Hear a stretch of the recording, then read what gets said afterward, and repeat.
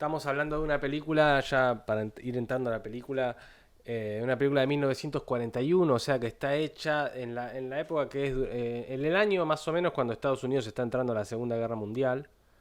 Eh, Estamos también viendo una película en un contexto que se viene, está bien, ya pasaron algunos años, pero Estados Unidos se encuentra en lo que es la salida de lo que fue la Gran Depresión, digamos. Hay toda una gran historia en Estados Unidos con la década del 30, que obviamente producto de la crisis financiera del 29 y del 30 en Estados Unidos y la masiva fábrica de pobreza que fue Estados Unidos en esos años.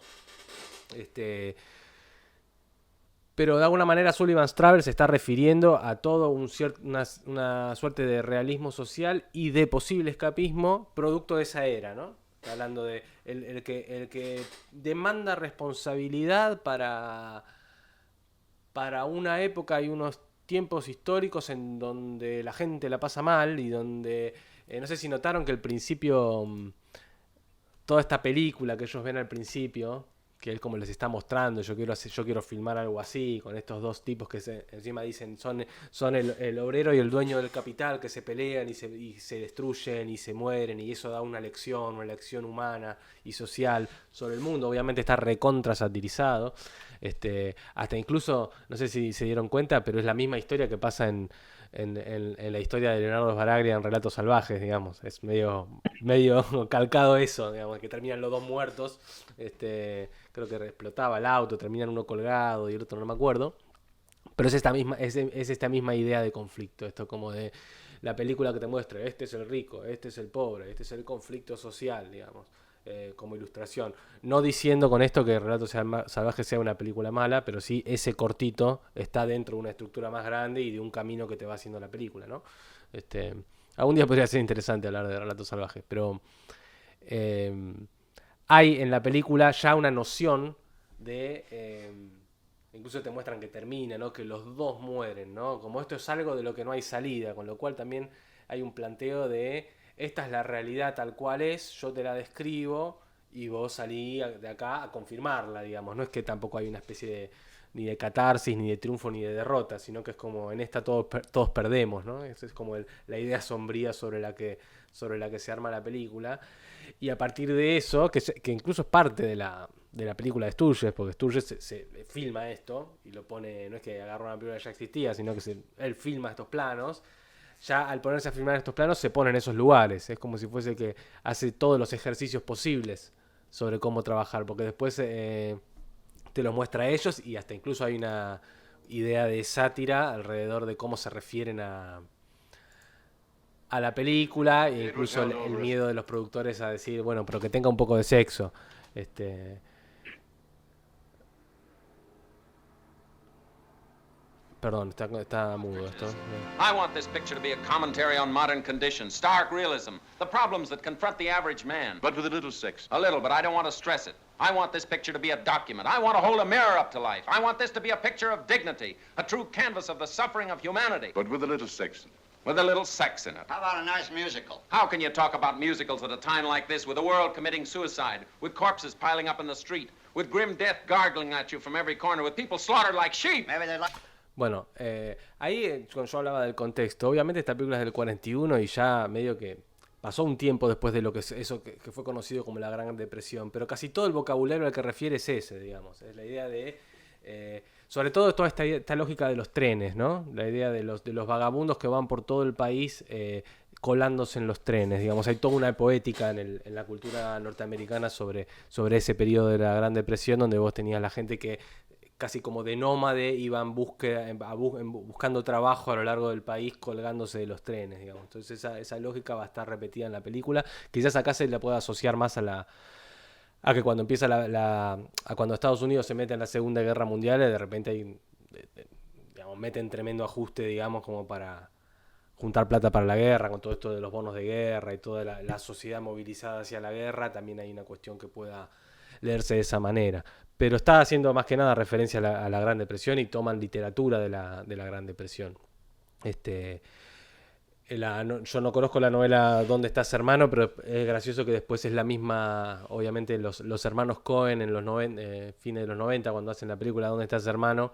Hacen mucho referencia a esta película, hasta incluso roban un poco la escena del cine, ¿no? Cuando George Clooney lo ve a John Turturro entrando con los presos al cine, digamos, hay un eco con esta película y con la novela a la cual hacen referencia, pero hay en la década del 30 en Estados Unidos y el 40 hay como todo un movimiento literario que tiene que ver con el realismo de la crisis de alguna forma. Todos estos autores tipo Steinbeck, Dos Pasos, mismo por ejemplo no me acuerdo ahora el autor, pero digamos la novela sobre la cual hace John Ford la película Las uvas de la ira, digamos, todo ese tipo de literatura sobre las familias, las familias americanas en crisis, es todo el material del cual se nutre esta película y que es bastante cercano epocalmente a donde está. Y en ese caso es interesante porque ya de entrada es innegable que la propuesta de Sturgis es ir directo hacia la sátira, ¿no? Se pone en los pies de lo que sería un cineasta que juega con ese realismo, después sale y se burla y dice, bueno, pero ponerle sexo, digamos, está todo el tiempo coqueteando con esta idea de la comedia pensada como escapista, pero de repente te encontrás uno ya viendo una comedia que te mete en tema con eso, que está pensando y que incluso está teniendo una postura muy clara sobre eso, está básicamente siendo totalmente crítico de lo que es ese cine. Lo cual después no lo vuelve exento de tener otras autocríticas para lo que la comedia es. No sé si notaron, yo les decía, ¿no? Vieron que de repente tenés esta idea de este drama satirizado y de repente uno pasa y se encuentra en territorio de la comedia totalmente frívola, ¿no? Esta secuencia donde ellos, saben que está muy satirizado el momento cuando le ponen una casa rodante con 8000 productores para que lo sigan mientras él juega a ser pobre. Y se encuentra con este rarísimo, este niño que tiene como una especie de mini tanque que está practicando para hacer tanque y ahí viene toda una secuencia en cámara rápida, acelerada, con música de comedia, a lo Benny Hill casi, y donde uno tras otro están todos los clichés de la comedia pensada en términos escapistas, casi que deliberados, ¿no? Como hay uno que está hasta incluso medio muy notorio de ver epocalmente, que es el negro que lo pintan de blanco, digamos, hay una cosa muy racista con el negro, con cómo está hecho, o la chica que se le levanta toda la pollera y se le ven las piernas mientras están chocando contra todo lo que se cruzan. Lo voy a buscar porque lo voy a poner ahí mudo que esté de fondo mientras hablamos, pero digamos, toda esa comedia física que está generada ahí en realidad no aporta casi nada, uno la siente como una situación extrapolada de la película, ¿no? Bueno, y de repente viene esta porción donde nos reímos un rato de que justo pasó esto, que es totalmente ad hoc, o sea, no tiene ninguna razón de ser ese niño soldado que acaba de llegar, viene, nos saca del contexto en el que estamos y nos reímos un rato de que van rápido, de que se chocan con todas las cosas, todos esos clichés aparecen juntos, aparece a punto tal que después el negro aparece pintado de blanco y tiene esta noción, es el negro cocinero, ¿no? Es el clásico lugar del negro esclavo también, lo cual corre su riesgo de ser muy malentendido también, incluso en la actualidad, pensar que quedarse con eso y pensar, bueno, que la película es recontra racista por haber armado ese estereotipo muy racista que construye. No sé si notaron, después hay toda una secuencia donde está el sacerdote negro con todos los negros en la iglesia. Digamos que eso es otra cosa, digamos, cuál es la construcción que hace ahí, que obviamente después vamos a llegar, esa creo que es mi escena favorita de la película. Pero hay un juego de oposiciones, ¿no? Anteriormente nosotros, o sea, perdón, yo menciono algunas cosas así, pues bueno, Caro recién entra y me sirve también referenciar algunas cosas anteriores que vimos y para los que ya recuerden se acordarán, pero cuando trabajamos con las películas de Bong Joon-ho, de Host y Memorias de un asesinato, siempre hablábamos que estaba la partida y la contrapartida, algo que se te muestra como comedia, después se te muestra como tragedia y viceversa. Tenemos que ser capaces entonces de contemplar que el cine tiene esa posibilidad, que no es que se casa con un estilo, sino que de repente entras en un cierto código. a ver las cosas, uno se deja ser permeable por los prejuicios y por todo lo que te entra de ese código, incluso aceptándolo, aceptando que te reíste de esas cosas o que entraste de esa manera, este, y que después venga otra cosa que ponga en crisis eso anterior que vimos en la misma película, digamos. Obviamente es como un proceso autoconsciente, ¿no? Como una película que entra en un código, te hace pasar por un lado, te lleva de la mano, este, haciéndote pensar que la película va a tener ese tono y después te dice, no, quizás no era este tono, quizás cuando no me olvidé que cuando pasaste por acá sentiste esto, o ahora que yo recuerdo que sentiste esto, te voy a hacer ver el otro lado de lo que viste ahí, digamos. Y en este caso es muy particular porque también es una película muy difícil de vender. No sé si habrán visto, después lo pueden buscar si quieren en YouTube, el tráiler de esta película, el tráiler original de 1941 cuando se hizo.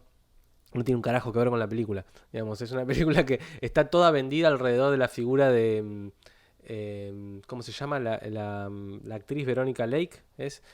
Sí. Está todo alrededor de la figura de Verónica Lake, que en ese momento era como la estrella rubia de Hollywood. Eh, y básicamente es, bueno, son los viajes de Sullivan y no hay gran viaje si no hay una chica al lado tuyo. Y básicamente todo el tráiler está construido alrededor de las frases que se tiran entre los dos a lo largo del viaje. Pero en ningún momento te están contando nada que pueda llegar a tener un mínimo que ver con la película. Y eso no necesariamente está mal, todo tráiler es una construcción publicitaria para llevar a la gente al cine. Pero da cuenta un poco del caos que es esta película. Es una película bastante rara para 1941, también considerando que 1941 es el año donde sale El Ciudadano de Wells. Y es donde se suele marcar el inicio de como toda una etapa, eh, ¿cómo se diría? Autoconsciente dentro del propio cine de los estudios, donde aparece esta película que también está armada de relatos, relato tras relato que refieren a una figura de esta persona que es Charles Foster Kane, Orson Welles, y que todo lo que conocemos de él lo conocemos a través de la construcción que otros hacen sobre él, con lo cual ahí ya se pone la noción de relato siempre como en crisis, ¿no? Como la única forma que tenemos de acceder es a través de lo que miran otros y hay como una parte secreta que es la que accedemos en secreto y que incluso es un error. Pero no voy a meter ahora con sin enseñar, pero digamos, es un reconocido error falsamente puesto a propósito, que es que nadie en realidad escucha que él decía Rosebud solo nosotros y que toda la película gira alrededor de algo falso. Es una construcción súper compleja. Pero bueno, en 1941 es el año del ciudadano y es el momento cuando empiezan también en Hollywood a aparecer este tipo de historias. A mí, en un momento, por ejemplo, me interesaría trabajar con la película Una carta para tres esposas de Mankiewicz, o incluso películas como All About Eve de Mankiewicz, o películas de Minelli como Cautivos del Mal. De repente durante la década del 40 y del 50 empiezan a aparecer un montón de películas que ya empiezan a encontrarle los límites, ¿no?, al sistema de estudios y a lo que es la capacidad del cine de pensarse a sí mismo, ¿no? De pensarse a sí mismo, y volviendo a lo que decíamos al principio de todo, pensarse a sí mismo no solo no siempre es suficiente. Quizás uno se termina pensando a sí mismo cuando se para en un lugar frente a algo. Y me parece que eso es un poco lo que hace tanto esta película y que hacen las grandes películas que trabajan sobre la relación del espectador de cine con lo que y el involucramiento que tiene con lo que está mirando. Obviamente me olvidé de mencionar en ese grupo de películas a Hitchcock y a La ventana indiscreta, por ejemplo. O cualquier película de Hitchcock en realidad, pero puntualmente esa porque es la que más esquemático tiene esta idea de las ventanas como pantallas y la idea del involucramiento del personaje con respecto a eso que ve. Pero bueno, regresando un poco a la película de Sturges, ¿qué podríamos decir? Obviamente, siéntanse libres de interrumpirme a cada momento. Hay una relación con el cine popular, ¿no? Como Yo vi que- mucha referencia al cine mudo también en esta cosa de, por ejemplo, en la escena En la que hablábamos recién. del tráiler, sí, sobre todo en esa escena. Y después vi mucha referencia también al cartoon que en un momento muestran que Lo de están Mickey. viendo los dibujitos animados y después la escena de la chica corriendo a avisar que estaba vivo él, Sí. eso lo vi también mucha referencia al cartoon, digamos, como a esta cosa animada Sí, lo y curioso es que no hay lo es como dos que... tipos de comedias también, ¿no? Que están dentro de una comedia también. Sí, lo curioso es que ese tipo de inserciones, viste, que uno los notas como que, ahora está haciendo esto, como que no es que toda la película está en ese No, no, tono, no, sino que no, uno dice, mira, ahora se le ocurrió usar esto para contar esto. sí, Como que uno está siempre viendo el estilo casi, ¿no? ujú, Como, sí, porque después también uno piensa, claro, eh, incluso desde lo discursivo, ¿no? Ellos se plantean hacer esta hazaña, ¿no? Esta cosa que lo vemos totalmente ridículo, ¿no? Que es como que vas a ir vos a explicar a la clase media o a los pobres la realidad cuando sos un rico que no, en cuna de oro, digamos. Es lo que los propios productores, que es muy gracioso porque los propios productores son unos tipos millonarios, pero se hicieron más de abajo que él mismo. sí. Son los que le dieron a él la cuna de oro. Y al mismo tiempo, un personaje que a mí me parece extraordinario, que es el mayordomo, que le canta la justa todo el tiempo, básicamente. Sí, Este, tiene unas frases buenísimas tiene el unas mayordomo. frases que son una verdad Hay, tras otra. Sí, esta en esa parte. escena creo que hay Madeline, más I have atrás. never been sympathetic to the caricaturing of the Es poor and este needy, cuando sir. llega. Who's caricaturing? Father doesn't know about the expedition, sir. I'm going out on the road to find out what it's like to be poor and needy, and then I'm going to make a picture about If you'll it. permit me to say so, sir, the subject is not an interesting one. The poor know all about poverty, and only the morbid rich would find the topic glamorous. But I'm doing it for the poor, don't you I understand? doubt if they would appreciate it, sir. They rather resent the invasion of their privacy, I believe quite properly, sir. Also, such excursions can be extremely dangerous, sir. I worked for a gentleman once who likewise, with two friends, accoutred themselves as you have, sir, and then went out for a lark. They have not been heard from since. That was some time ago. 1912, sir. Uh-huh. You see, sir, rich people and theorists, who are usually rich people, think of poverty in the negative, as the lack of riches, as disease might be called the lack of health. But it isn't, sir. Poverty is not the lack of anything, but a positive plague, virulent in itself, contagious as cholera, with filth, criminality, vice, and despair, as only a few of its symptoms. It is to be stayed away from, even for purposes of study. It is to be shunned. Well, you seem to have made quite a study of it. Quite unwillingly, sir. Will that be all, sir? Thanks. Muy a mi pesar, y después Buenísimo. le dice, Would that be all, sir? O sea, ahí hay una cuestión muy clara de que te está marcando las clases, que el que te marca eso justo es el mayordomo, que es el estereotipo del mayordomo es esa especie de el pobre que está en el medio, ¿no? Que es como el que oficia de sirviente de alguna forma, pero está vestido de traje y habla casi en el mismo lenguaje, con el mismo, siempre tienen esta idea del acento inglés, ¿no? Los mayordomos, que habla con clase frente a los de la clase alta y es como el que está en el medio, con lo cual es el personaje perfecto para que le dé esa especie de lección. Pero ahí hay un punto, un primer choque con una cierta realidad, que es decirte básicamente, la pobreza es algo muy real, digamos, como para que lo tomes a la manera en la que lo estás tomando. Lo ve disfrazado, ¿no? Usando, probablemente sea ropa de la que son, ellos trabajan en Hollywood, con lo cual deben tener sets con vestuarios y cosas, entonces tienen ropa de linchera y se la pone, lo ve disfrazado así. Pero digamos, uno de los primeros problemas que va a pasar a partir de acá y hasta todo el resto de la película va a tener que ver con, entonces, bueno, qué es lo real y qué no, digamos. La pobreza es muy real. Digamos, ahora, hay distintas maneras de cómo encuadrar a esa pobreza dentro de lo que es la lógica de la película. Y así como les decía, vamos a tener no solamente estas partes donde, bueno, obviamente está toda esa secuencia antes donde siempre vuelve inevitablemente a Hollywood, ¿no? Es como que hay algo, el viaje nunca puede ocurrir porque siempre hay un elemento que te hace acordar de dónde venías. Y siempre te trae a Hollywood, creo que son 2 o 3 veces las veces que regresa a Hollywood. Pero después cuando ya se plantean ir juntos con ella y que van a esta situación, medio que huyen enseguida, medio que se enferman, está toda esta parte donde incluso al que les regaló el desayuno, después le dan plata, y todo este momento, que después cuando se lo emprenden en serio el viaje, creo que es más ya acá adelante, hay como ya un intento de realismo, pero que después se hace sentir mucho más adelante, digamos. No sé, a ver si comparten conmigo esta idea. ¿No les parece que estas escenas donde ellos duermen entre la gente, le afanan los zapatos, tienen música,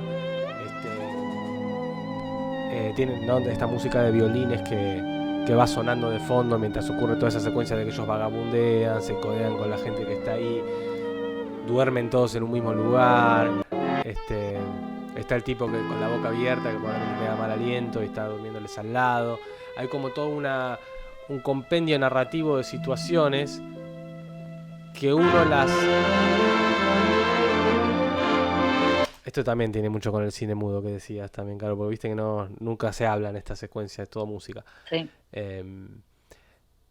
Uno las absorbe, siente que las puede compartir y es hasta incluso descriptivamente agradable verlas, ¿no? Es como que decís, uy, qué pena, mirá, duermen todos juntos en el mismo lugar, toda la bola, toda esta situación, pero ellos siempre pueden volver, y de hecho lo hacen, digamos. Hay esta idea de la posibilidad de salida, y que creo que es hasta incluso podría llegar a ser uno de los puntos más críticos que la película le hace al realismo, y que tiene que ver con, bueno, vos estás acá medio de turista, digamos, como si fuese que el hecho de ser una persona, reformulo, que ser de clase media o de clase alta, ¿no? Y ir al cine, a ir a regodearte intelectualmente con una película sobre pobreza, digamos, en un contexto de crisis, podría llegar a ser el equivalente estético, digamos, de lo que es un desplazamiento narrativo de lo que hacen estos personajes, que es ir desde este lugar, ir desde Hollywood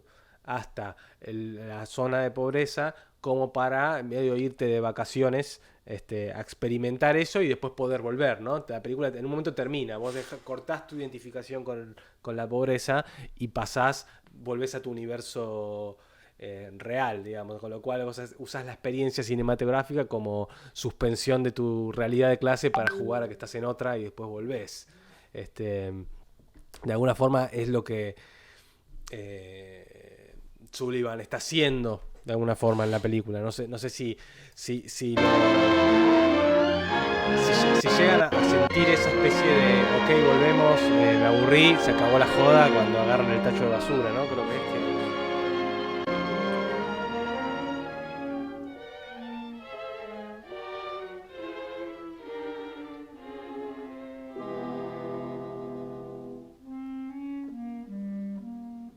aparte la idea de que los zapatos antes eran zapatos de utilería, ahora sí son zapatos reales.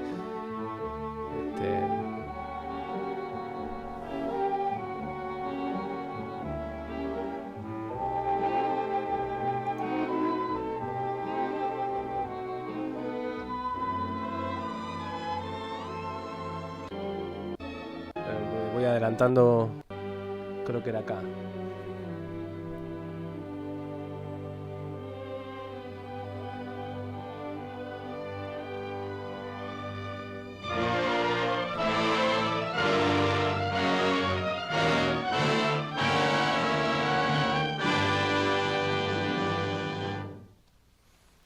Yes, sir.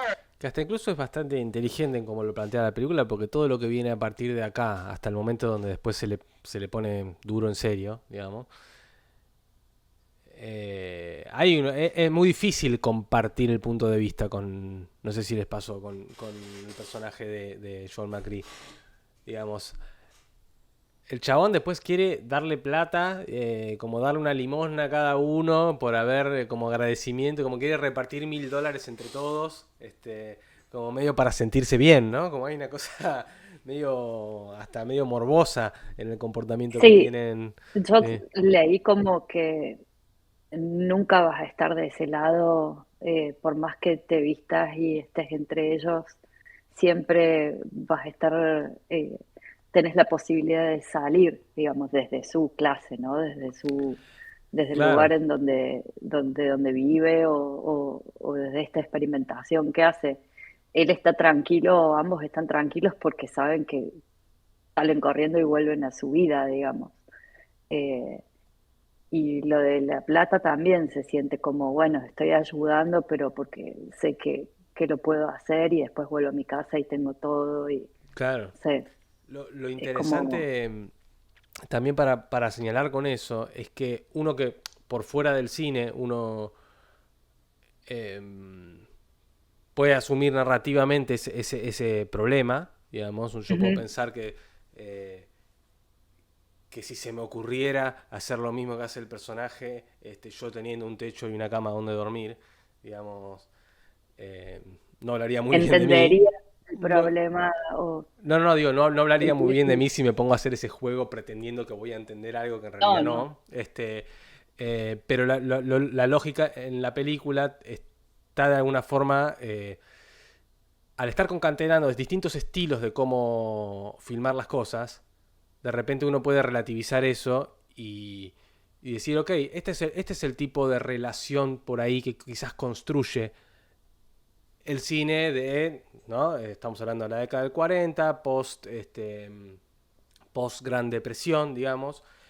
¿Será que entonces el cine de la Gran Depresión, el cine realista o el gran cine realista basado en las grandes novelas de la Gran Depresión, está construido de esa manera? Solamente que puesto en términos cinematográficos, donde uno quizás ya no se trata de pagar lo que paga él al final, sino uno paga la entrada como para sentirse bien con esta lógica de poder reconectar con una clase con la que en realidad no conectas en lo más mínimo, digamos. Ahí, desde ese lugar es donde opera la crítica, que ahí tiene también ese sentido de lo que es la diferencia entre lo que es plantearlo como película dentro de la película o que la propia película esté metiéndote en los distintos lugares a través de las peripecias de un personaje que, bueno, la referencia concreta es que también es director de cine y que piensa también a esa aprehensión de la realidad estéticamente para lo que supuestamente es la película que quiere hacer, digamos, quiere hacer la película que haga llorar a todo el mundo, que haga conectar a todo el mundo con la problemática de la pobreza, etcétera. De forma tal que casi a manera de castigo o a manera de, de inversión de estos hechos, es como lo único que te queda es conducir como a la inversión diabólica, ¿no? De lo que vimos pasar. Y de repente, ¿qué pasa si estuvieses en la situación donde ese pasaje es real, se completa, ¿no? Y de repente el doble, ¿no? Aparece esta idea de Sullivan está muerto. Hay un tipo que le roba todos los dólares y lo tira dentro de un tren y después cuando se escapa lo pisa un tren al otro. Y queda como que murió Sullivan. Murió Sullivan y de repente es como si hubiese dos Sullivan. Durante toda ese final de la película de repente tenemos esta misma idea.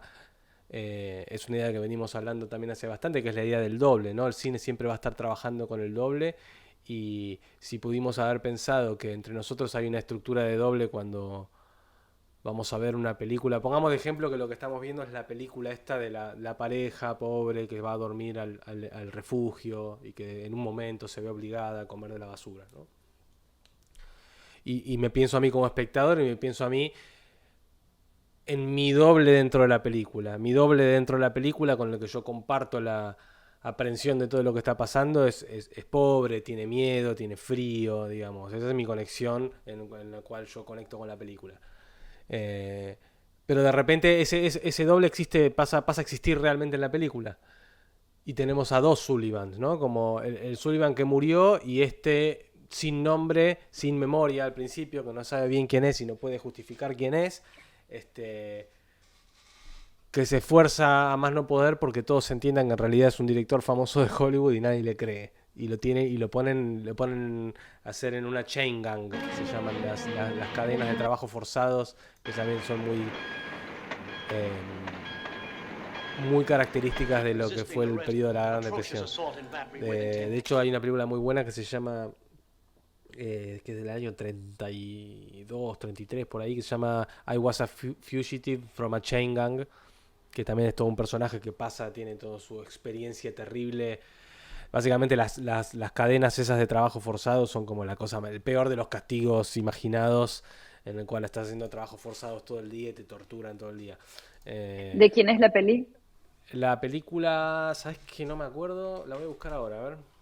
I was a fugitive from a chain gang. Que en castellano le pusieron Soy un fugitivo. Leroy. Ah, sí, Mervyn LeRoy. Justo, bueno, esta justo es una película pre-code, que lo que venía diciendo antes, y quizás pueda ser interesante en algún momento hablar de todo ese tema. Lo que me interesa marcar acá es que tenemos la duplicidad de la que venimos hablando como una cosa, ¿cómo decirlo? Como una cosa simbólica, ¿no? Pensar que yo venía diciendo, cuando en toda instancia de visualización de una película hay una duplicidad, ¿no? El cine siempre trabaja con la idea del doble. Nos duplicamos y pasamos a un mundo alternativo, ¿no? Esa misma idea de doble, digamos que incluso creo que otra de las veces había mencionado esta película de Hitchcock, El falso culpable, donde también estaba armada esta idea de doble y una estructura de culpabilidad alrededor de eso, de alguien que de repente le coinciden todas las cosas y bajo la estructura de la mirada policial, digamos, es innegablemente culpable a pesar de que sabemos que no lo sea, pero cada uno de esos dobles, o sea, tanto él como el ladrón real son como un posible relato son una posible mirada dentro de la historia. Y acá en este caso tenemos también esa misma duplicidad, tenemos al inocente y al culpable, pero al mismo tiempo es, ok, aquel Sullivan que podría volver a su casa ya desapareció, es como que la película lo mató. Hubo como un procedimiento a través del cual en esa instancia de visualización donde podemos estar seguros, sentir la seguridad del cine, porque el cine también es eso, es un entorno seguro, donde uno puede proyectar hasta las peores fantasías y estar en un entorno seguro. Ahora justo me da un poco de pena que no hayan visto la otra película porque trabaja más por ese lado la otra película. En la otra película tenemos a un tipo que sus peores pulsiones las derrama en una especie de relato que es mientras él hace la música. Y mientras él hace la música, descarga la parte más oscura de él y uno ahí se da cuenta por qué es tan prestigioso él como músico, por qué es tan bueno, digamos, porque realmente deja el alma ahí. Y cuando deja el alma ahí, hay oscuridad, digamos. Es un chabón que quiere matar a la esposa. Que es trágico, es una idea trágica esa, pero también es una tragedia del cine, digamos. La idea de poder... del territorio seguro por ser un mundo alternativo y un aislamiento de la sociedad y del mundo, de poder poner ahí dentro las oscuridades de las pasiones del espíritu, por decir de alguna forma. Y que de ahí uno pueda salir curado de eso. Bueno, en este caso, cuando de repente pasa de esta especie de realismo social a lo que sería una cosa más neorrealismo italiano casi, porque se pone jodido, se pone crítico con respecto a eso. Porque ahí directamente es como, no puedes salir. Y de repente, ¿cómo te sentís como espectador cuando de repente te preocupa que si uno conectó con Sullivan, a mí me pasa, por ejemplo, me siento preocupado por él, porque es como, uy, no, quiero que se den cuenta, no quiero que pueda volver a su mansión, a su pileta, pobre hombre. Digo, por más que yo lo ponga en tela de juicio como personaje, que me pueda socialmente criticarlo, lo que sea, igual es un ser humano que acompaña en la película y digo, uy, no, ¿por qué le está pasando esta injusticia? Con lo cual ahí la forma de conexión con los hechos de miseria, por decirlo de alguna forma, las vicisitudes de la pobreza, en este caso del encarcelamiento, se viven de una forma que no, de repente es como, no sabía que esta película era tan seria, ¿no? No sé si a uno le pasó de decir, sí, cambia. Como decir, Cambia che, totalmente. esto, claro, como, era medio fulera la película al final, era como que la parte cuando el tipo lo encierran en la caja de metal, ¿no? A ver si... The paper. You won't learn, It's huh? about me. I just happened to see it. Shut up! Turn around. Turn around! Put your hands behind you. Aparte creo que lo primero que pasa cuando For how long, mister? Tonight I didn't let him cuando out. llega, lo primero que hace es pegarle un cachetazo, ¿no? Cuando... Well, then get moving. Get...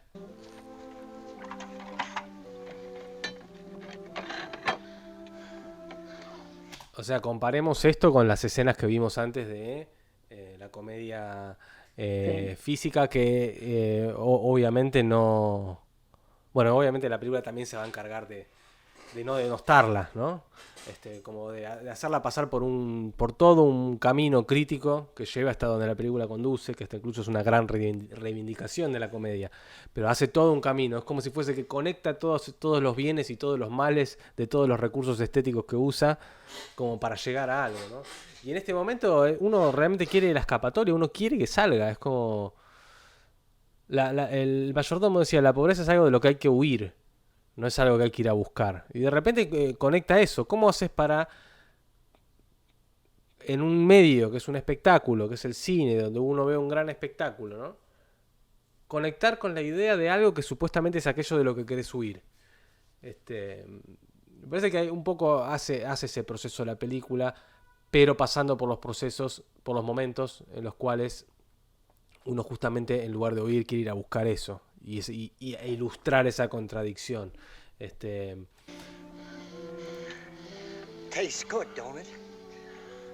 I'll try to Y acá gain ya the este retro personaje, off que es uno que se ve que es algún preso que está hace muchos años ahí, que ya medio que tiene confianza con los jefes o quien sea, casi que opera de cura este personaje, porque también tiene esta cosa de el que cuida a los demás y dice, bueno, pero al menos ese es el único de los capataces que cada tanto nos lleva al cine, dice, ¿no? Como que le encuentra una especie de escape interno a esta lógica de alivianar un poco el dolor. La otra vez Es estábamos hablando, sí. perdón. No, es el mismo que después le dice, ¿quién creería que vos podés ser director de Hollywood? Sí, Como que también lo despersonaliza de esto que decías de los dobles. Acá ya directamente no es, ya es un pobre que está preso, digamos. sí, es como Se que los ve a transforma en todos eso. los humanos por igual, este tipo, ¿no? Como que tiene esta cosa medio de... Igual él logró igualarse, ¿no? Eso que decís vos, ¿no? Como que ya no tiene... se despojó de toda la riqueza que... No sé si te referías a eso. Sí, no, que este hombre le dice en un momento, Magritte le dice, yo soy un director de cine muy famoso, y él dice, no, pero ¿quién te va a creer que sos un director de cine? Como ya está, digamos, como a esta altura de la película ya no es más el director de cine. No, claro. Ya de- De hecho, hace ese pasaje, ¿no? Como que se convierte en un nuevo hombre, ¿no? Como que... Ujú. eh, acá no había leído que Nico puso de entrecorte un poco, pero voy siguiendo el hilo. Tengo entendido que Superman nació a finales del 30, es el nacimiento de un hombre que todo lo puede en plena depresión. No sabía, Ah, en general no sé casi nada de superhéroes, pero tiene bastante sentido que sea así como vos decís. Este, digamos, todas las lógicas que tengan que ver con el escape y con... Yo recién mencionaba que la otra vez hablábamos de Rossellini, de Roma Ciudad Abierta y de cómo y qué juego ocupaba ahí el opio que le daban los nazis a las mujeres y los tapados de piel y toda esta cuestión de en un director que se enfoca más que nada trágico, ¿no? Que se enfoca más que nada en la idea del dolor y de cómo encontrar en el dolor la máxima pasión humana, decía Rossellini. Sí, la máxima pasión del que el ser humano es capaz es como la prueba de la verdad.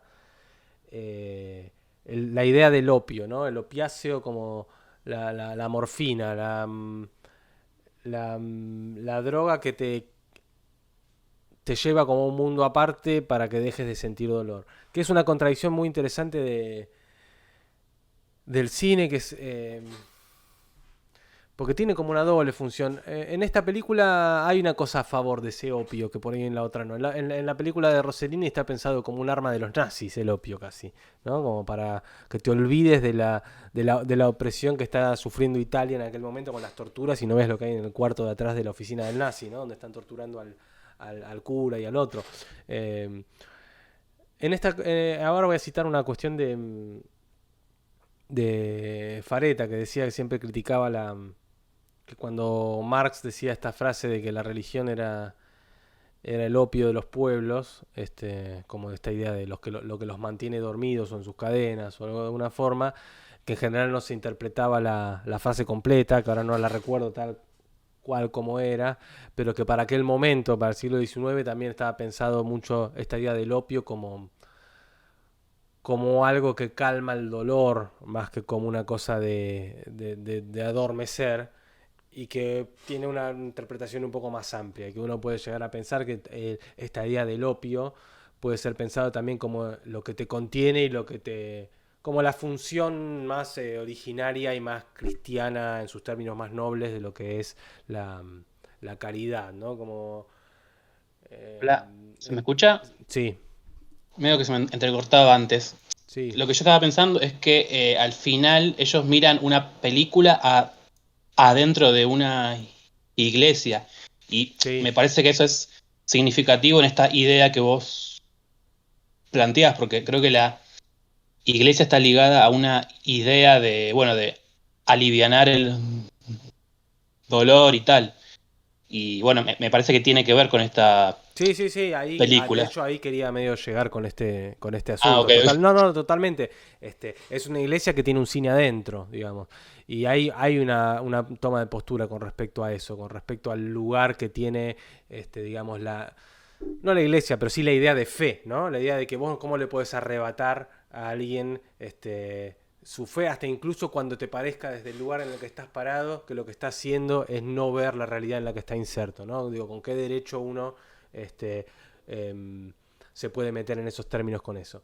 Entonces, pensándolo de esa manera, ya empiezo a ver este personaje y empiezo a notar esa postura para con Sullivan desde este momento, estos momentos de la película, que es tipo, te doy un poquito más de agua y por ahí no me ve el chabón, pero tenés sed, te voy a aplacar la sed de la forma que yo pueda, y estamos acá condenados, estamos acá encadenados, pero en el momento que vayamos al cine probablemente por un rato podamos ser un poco felices, digamos, y esa es una lógica que se puede asociar a lo religioso tranquilamente, pero que tiene que ver con una mirada totalmente distinta que la que se propone desde el principio, con la cosa racional que, que se puede ver quizás en la película que miran al principio de la película, ¿no? Esta la que muestran de los tipos que se pelean en el tren y donde uno saca una conclusión de que el trabajo y el capital y toda la cuestión, y de repente es como, che, ¿y qué pasa si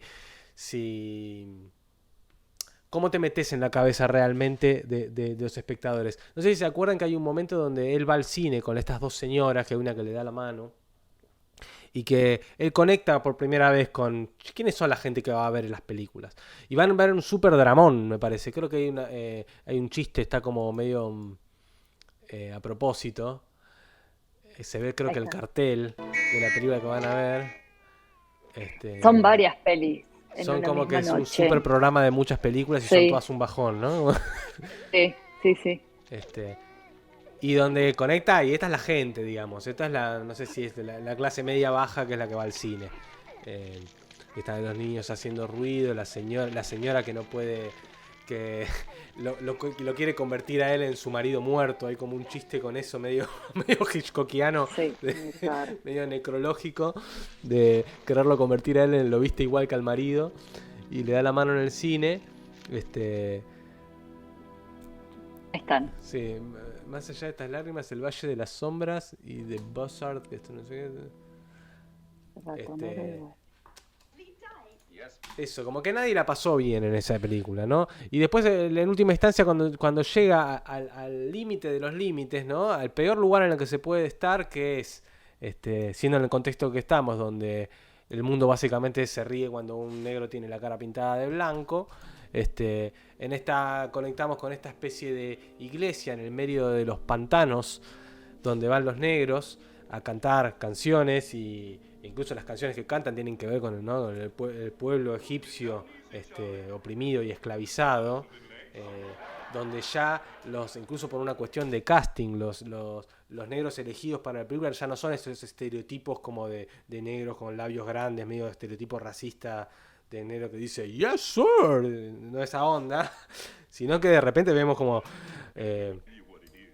familias en un tono muy realista, con chicos que están ahí y que a pesar de claramente son de clase mucho más baja que todo el resto de los personajes que vemos en la película, pero que van a la iglesia igual, y que en la iglesia encuentran ese confort. Ahora, obviamente, y como decía Nico antes, el cine está totalmente asociado a esa idea de templo, ¿no? Digo, para no llevarlo tanto a lo específicamente religioso. Podríamos pensar, y esto es algo que seguramente, ahora no me acuerdo puntualmente, pero hablamos varias veces, que el cine tiene esa cualidad, ¿no? Es esa especie de ritual que todavía conservamos, que se parece mucho más a cuestiones mitológicas anteriores a la modernidad que a algo moderno, en donde como comunidad uno va, por eso también es tan importante ir.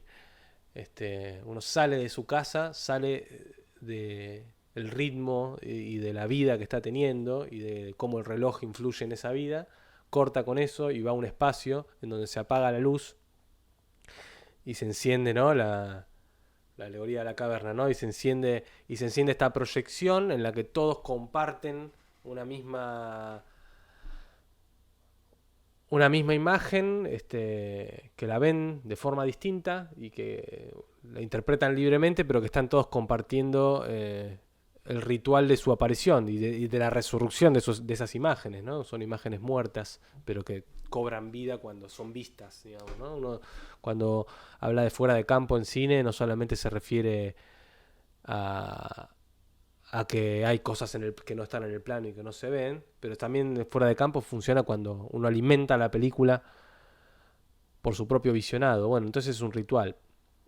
Y el cine es ese ritual que hace que todos seamos uno de alguna forma, ¿no? Como que nos une, no nos separa, digamos, como el resto de las vicisitudes de la vida moderna que cada vez nos separan más, digamos. El cine nos une. Entonces encuentra esa relación posible, ¿no? Entre templo, el cine y el templo. Y cuando conectamos acá con la canción, que esta escena es hermosa.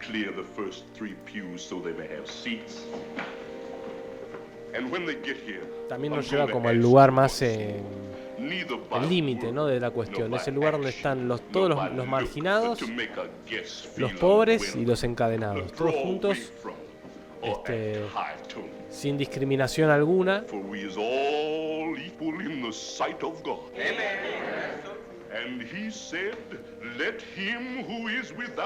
Bueno, es muy cristiano lo que plantea la película, ¿no? Como idea. Yo no sé si Sturges era judío.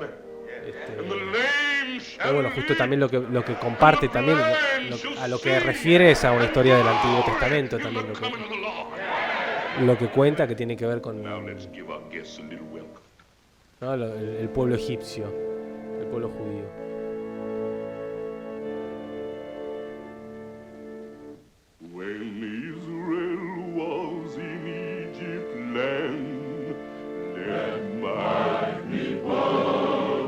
Esta escena cuando entran es muy buena. Sí, cuando se ve, digamos, por entre las piernas. Sí. Eso. No, es que yo justo iba a parar acá en este fotograma también porque, como para dimensionar, ¿no? Venimos de una película que nos mostró, para que nos riamos, a un negro que se le vuelca toda la crema en la cara y después está así como con cara de blanco y hasta incluso usando todos los clichés. Porque hay otro momento donde después, cuando los cagan a pedos a todos estos que estaban en el grupo de la caravana y está el negro con ellos, en un momento como que los retan porque se les escapó y toda la bola. Y al negro le sale decir un yes sir de la nada y todos lo miran mal. Como si no pudiese salir del estereotipo de el negro que solo dice yes sir en las películas, ¿no? Entonces trabaja con ese estereotipo y es muy, hasta incluso valiente lo que está haciendo. Porque imagínense a alguien que claramente no está parado en la vereda del racismo, digamos, si estás planteando esta escena. En el momento en el que tenés que convencer al negro a hacer otro de hacer el papel más racista posible, digamos. Imagino que en 1941 no era muy difícil que alguien te lo haga, ¿no? Pero digamos, la idea, la puesta en escena, lo que está produciendo como puesta en escena, ¿no? La decisión de decir voy a recurrir a este estereotipo, lo voy a trabajar y lo voy a usar a mi favor, te voy a hacer caer en él, pero después vamos a entrar y vamos a ver esta lógica, vamos a ver en dónde se para realmente cuando...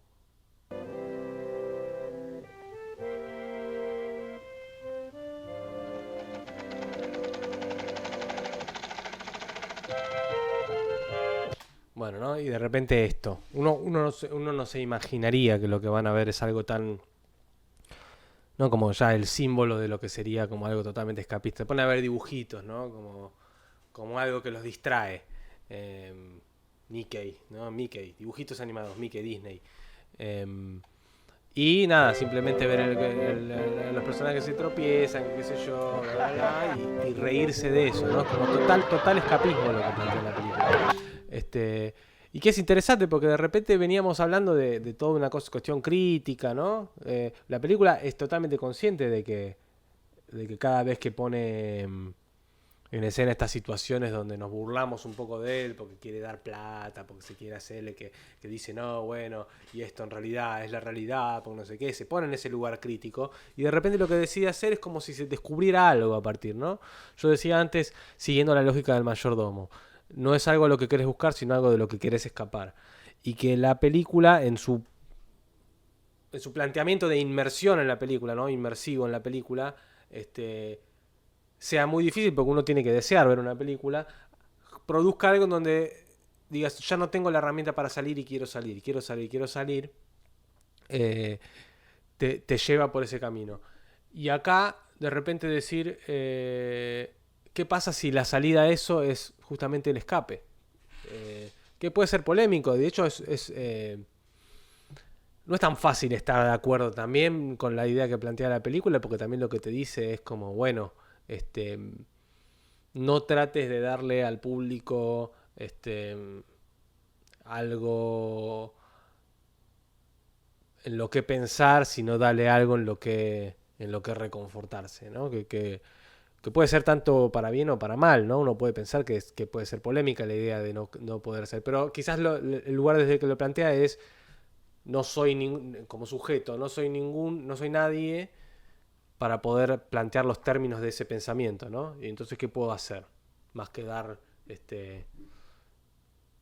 más que acompañar espiritualmente, o sea, ¿cuál sería la función del cine en todo caso? Ahí es interesante la reflexión que hace sobre el cine y que parte de una mirada sobre el mundo y sobre la realidad política del mundo, digamos, sobre las clases, sobre el contexto en el que se encuentra Estados Unidos en ese momento, o cualquier contexto en general, digamos, una película sigue siendo vigente en términos de esos planteos, porque, digamos, ¿cuántas películas hay ahora que hacen este mismo, no el de esta película, sino este mismo procedimiento de mostrarte la pobreza como para que uno reflexione y qué sé yo, y de repente uno ve a todos ricos que van ahí a regodearse estéticamente e intelectualmente con lo que están mirando, digamos. Es algo que es totalmente vigente y que ya está desde 1941 te lo está planteando en ese contexto al menos.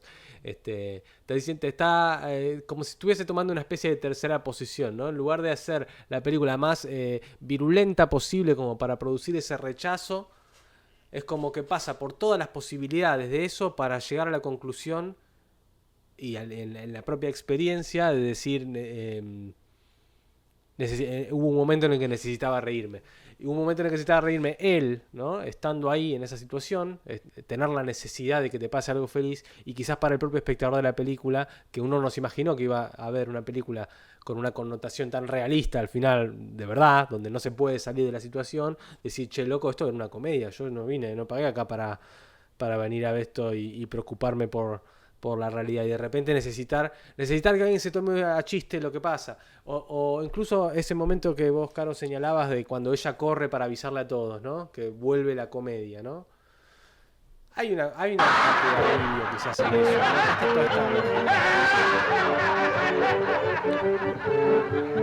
Que hasta incluso no sabes, es medio polémico, ¿no? ¿Te reís o no te reís?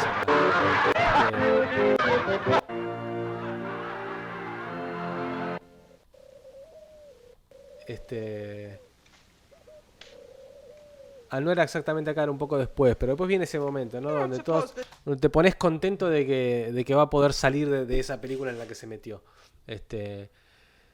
Y es muy interesante pensarlo también en términos del recorrido del personaje de él, ¿no? Él es como que ahí ocurre una suerte de milagro, podríamos decir, porque es narrativo, porque hay una situación que pasa que hace que él, bueno, después de que haya pasado por esta experiencia, ¿no? Llegó al infierno de los infiernos, conectó en la misa del infierno, que es donde lo único que te queda es reírte de algo y ser feliz por un momento. Y después, bueno, la película dice, es como si la película dijera, ok, Sullivan, te saco de acá, te traigo de vuelta al mundo de los ricos. Te extraigo te llevo al paraíso de vuelta. Después de tu recorrido por el infierno. Uno podría pensar, no solamente por la cosa literal, ¿no? De la Divina Comedia, ¿no? La llegada al paraíso a partir de ir desde el infierno, ¿no? Porque la Divina Comedia empieza en el infierno y termina en el paraíso.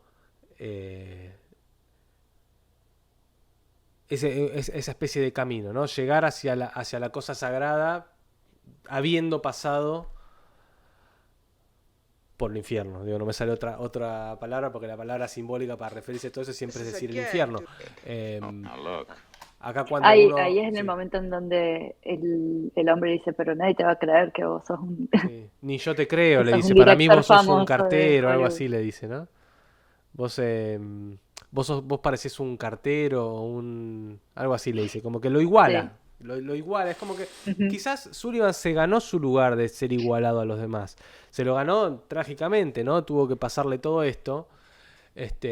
Pero hay una especie de camino así medio dantesco, ¿no? De ir al infierno y de repente ganarte, de alguna forma ganarte el paraíso. Y hay un precio igual también, y es medio trágico también lo que pasa, porque también la conciencia del personaje termina siendo, bueno, yo tengo que hacer una comedia. Es como que lo que le debe a la gente... No es que le debe a estos tipos ir y repartirles billetitos de $5, como decía con los vagabundos antes, sino que desde su lugar en el mundo y desde sus medios de producción y capacidad de hacer cine, él puede hacer el que les regale un momento de felicidad, digamos. Y ahí es como la parte linda, quizás, de la película, donde se plantea... Como le dice, y lo digo con vergüenza, lo digo así, with some embarrassment. Give it to me. She'll beg me for it. Don't you Ahí está understand? la She's got escena to give me a divorce. de ella entrando. Sí, ese es justo antes de acá. Otherwise, it's quería ver el bigamy, momento de... unfaithfulness, alienation of affections, corpus delicti. Run such risk! And then you'll be free. And I'll be free. But not for long, I hope. Just a moment! Gentlemen. Sully, I just want to tell you that old Brother Where Art Thou is going to be the greatest tragedy ever made. The world will weep. Humanity will sob. It'll put Shakespeare back with the shipping news. Quiet! Your personal courage, your sacrifice, the lengths to which you went to sample the bitter dregs of vicissitude will make old Brother Where Art Thou positively I'm beyond sorry to dispute. disappoint you. You're sorry to disappoint me? Yes, and I say it with some embarrassment, but I don't want to make Oh Brother, Where Art Thou? You don't want to make old Brother Where Art Thou? No, and I say it with some embarrassment. I want to make a comedy. You say it with some embarrassment.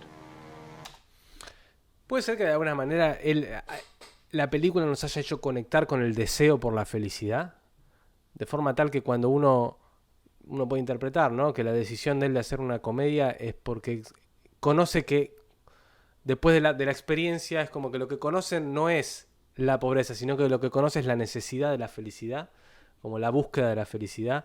Digamos, creo que hay un libro sobre comedia, ahora, perdonen que sea tan impreciso con esto, pero me acordé recién. Hay un libro que se llama La búsqueda de la felicidad, que tiene que ver con la comedia, que trabaja con varias comedias.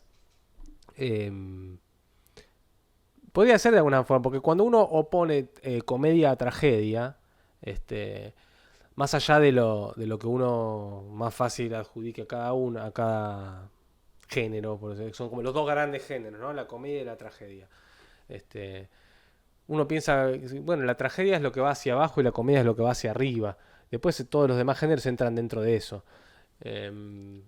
También hay distintas otras formas y frases hasta incluso más cancheras sobre cómo pensar en esa lógica. Uno, creo que no sé si era Chaplin o lo decían en relación a Chaplin, que decía una persona que se resbala con una banana y se tropieza y se lastima, filmado en primer plano es tragedia y filmarlo en plano general es comedia, digamos. Pero bueno, la misma lógica de esa diferencia, ¿no? entre la comedia y la tragedia es un poco lo que define también esta película. Es como si dependiesen la una de la otra, y de alguna forma la comedia es como es esa búsqueda de la felicidad dentro de esa cruz que se carga, que es un poco lo que también la película tiene en su dedicatoria al principio, ¿no? Dedicada a todos los bufones, a todos los comediantes. Es como diciendo, casi como si le dijera a ustedes, los comediantes son gente hermosa, nos comparten la felicidad y nos alivian nuestra cruz, como diciendo, la cruz ya está, la tragedia está, vivimos en un valle de lágrimas, nos queda en todo caso la búsqueda, lo que nos hace acordar que lo que buscamos es la felicidad, digamos. Es toda una postura, digamos, que no hace falta compartirla, pero que me parece que es muy claramente la que tiene la película. A ver, leo acá que no había leído. Si no hay algo contradictorio en la película, si bien por un lado hace una apología del escapismo, por otro lado el protagonista se modifica y crece cuando queda atrapado en esa situación, en esa cruda realidad. Yo también pensé sobre el tercer posicionismo. Hay una ponderación de la política de resistencia, o sea, no propone un ideal o salida, sino que propone una política más urgente de práctica y por ende realista. A ver, dijiste varias cosas. Para mí esta contradicción es total. O sea, propone algo que sabe cuando dice voy a hacer una comedia y hay gente que no tiene otra cosa que reírse, digamos. Propone algo que sabe que va a ser polémico para el que está viendo, digamos. Creo yo. Yo creo que en el momento cuando dice voy a hacer una comedia, a uno le cierra esta idea, decís, pero no se trataba de ir a entender, o sea, no eras vos alguien consciente de la realidad en su sentido más crudo. Y lo de la tercera posición, no me acuerdo qué fue lo que dije yo de la tercera posición, pero sí, no sé, puede ser, o sea, vos decís que por ahí interpretás como más urgente esta idea de decir alivianar ese dolor, ¿no? Hay alguien que sufre, desde qué punto de vista, claro. Como por eso decía, el uso positivo ya contrario a lo que habíamos visto la vez anterior cuando hablamos de Rossellini, es como el uso justamente el uso contrario de esta idea del opio, ¿no? El opio de los pueblos, pero pensado como algo positivo.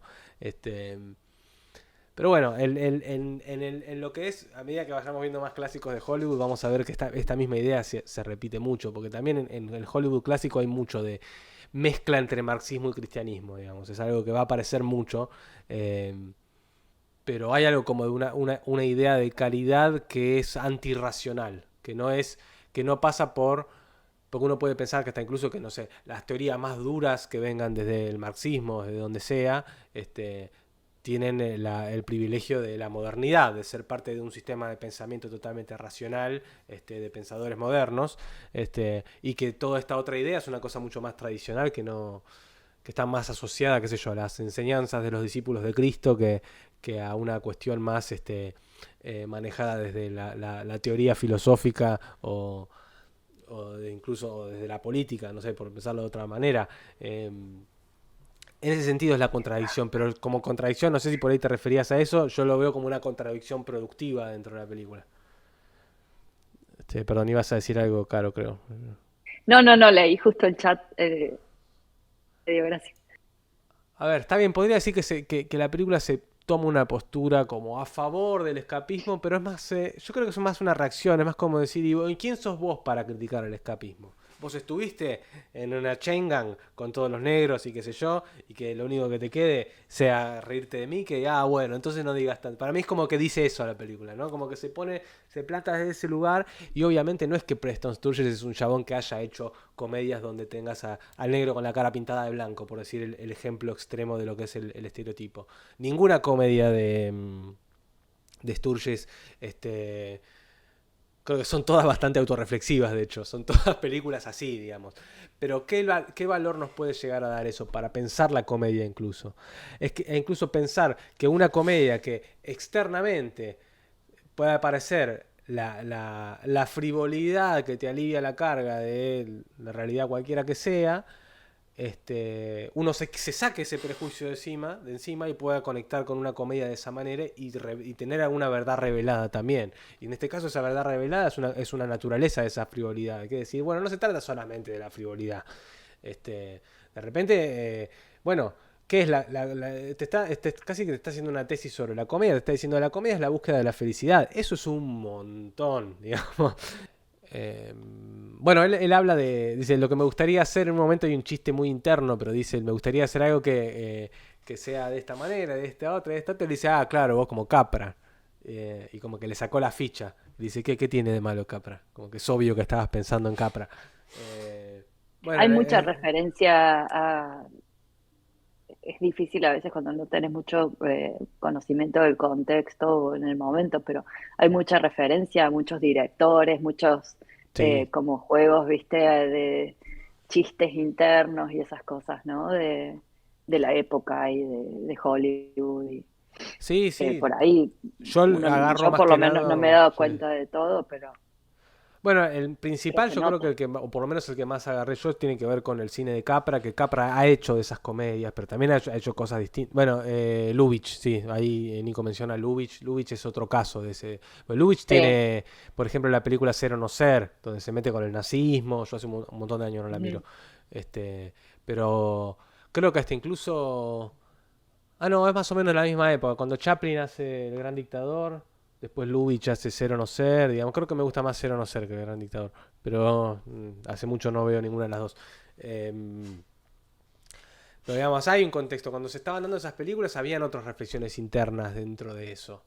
Con lo cual, siempre la cosa que asocie más a la, por ejemplo, la comedia americana, más a una cuestión de total frivolidad, y generalmente le va a estar pifiando, digamos. Mucho, incluso mucho de lo que se dice sobre el cine argentino clásico de los 30 y los 40, de las comedias, que a veces te las interpretaba como diciendo que era la comedia burguesa y frívola, pero por ejemplo algunos directores de la comedia argentina, como por ejemplo Romero, este, tomaba mucho de Capra, tomaba mucho de lo que... Hay una película, a mí me parece increíble, que es Isabelita, no sé si la conocen, de Manuel Romero, eh, del año 40 creo que es. Eh, que podría ser un equivalente perfecto a lo que podría ser una comedia de Preston Sturges, pero en Argentina, que es una cosa extraordinaria, se las recomiendo a muerte. Eh, Me da un poco de pena no hayan visto la otra, igual no iba a tener sentido porque meterse con la otra película era como mucho tiempo más, pero sí les recomiendo que la miren si les gustó esta, porque van a encontrar una estructura mucho más explícita de cómo se construye esa lógica de estar pensando los relatos, dentro de los relatos, ¿no? Tenemos director de orquesta que al mismo tiempo de estar haciéndote una reflexión sobre él como personaje y sobre lo que tiene adentro, hay una idea sobre el cine que para mí es hermosa, digamos, que construye en relación a la música, que el cine en su capacidad de incorporar dentro suyo y de poder pensar dentro suyo a todas las artes. Es muy lindo cómo filma la música esa película y qué interpretación hace de lo que es el arte vulgar, de alguna forma, con mucha altura, ¿no? La idea de lo vulgar como algo totalmente alto y hasta incluso sagrado. Este músico que dice, básicamente, que le dicen, te llaman de la Academia de la Música Seria, no sé qué, él dice, no hay nada serio en la música. Este, y interpreta, no sé, a Handel y a ¿cómo se llama? Y a los más grandes compositores, pero sin embargo, mientras está haciéndolo, lo que está imaginándose es la película de acción en la que él es un gran, asesino que está haciendo su plan perfecto para vengarse de su mujer. Y toda una cuestión con eso que lo hace, encuentra como la idea de lo alto con lo bajo, que me parece que esta es una película que también lo hace, ¿no? Como si interpretamos a todo lo que es el cine realista, de realismo social, por decirlo de una forma, como un cine alto, importante y culturalmente valioso, y a la comedia como algo culturalmente bajo y denostable y frívolo. Bueno, de repente te encuentras con esa contradicción, no es ninguna de las dos cosas.